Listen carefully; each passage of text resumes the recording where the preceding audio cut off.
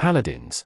Since the beginning of the Great War, some 800 years ago, the faithful have faced a problem that seems impossible to overcome. They cannot take the battle to the enemy. For such is the supernatural power of the open door to hell, that even approaching it is impossible for all but the most willful and pious. Within hell await the domains of the lost and legions of demons. But in the utmost secrecy, the Church produced an answer to this dilemma, the Paladin program.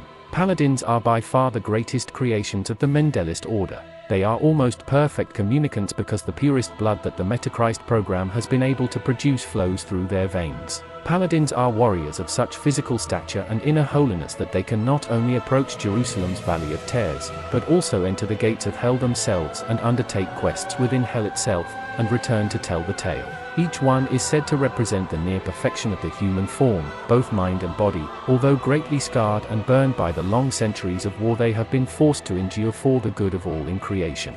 The Paladins reside in secluded cells within a secret wing of the Castel Sant'Angelo until the time comes and the Council of Saints sends them to fight. At that moment, the Paladin emerges from his seclusion, goes to his armory chamber and kneels in the center, on the mosaic of Christ militant, the lion. They are then armed and armored by blind and castrated servants, since the servants of the Church must not fall upon the Paladin any impure gaze or carnal desire, and one of the cardinal generals informs them about their mission. They are granted last rites prematurely should they fall, as there is no mission more dangerous than war within Gehenna.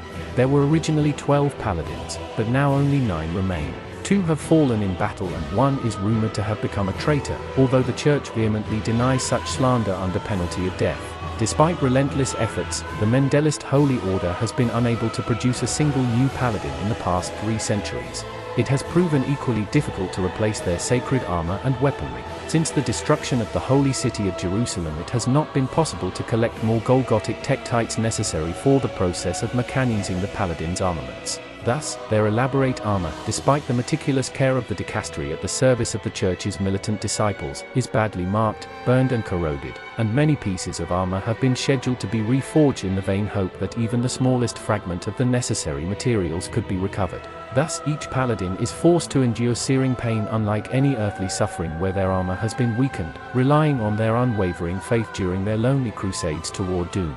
Each of the 9 circles of hell has its own foul atmosphere and deadly environment, from noxious vapors to scorching heat to bitter coldness below absolute zero, requiring specific armor to resist the infernal elements. Thus, when a Paladin enters the gates of hell, he knows that he must succeed alone or die trying. He will receive no help, not even from someone in his own order. Paladins are used only under the orders of the Council of Saints, and even then very sparingly. Each mission they undertake must bring great and tangible benefits to the Church and the overall war effort, and their long-term benefit must be determined by the Synod of Strategic Prophecy. Paladins have missions such as exterminating the key nobles of hell, destroying laboratories creating some devastating new variant of the Black Grail, or interrogating demons with holy fire and the blood of the Lamb until they abandon their infernal plans. Here appears Jerin, Paladin of the 3rd Circle of Hell.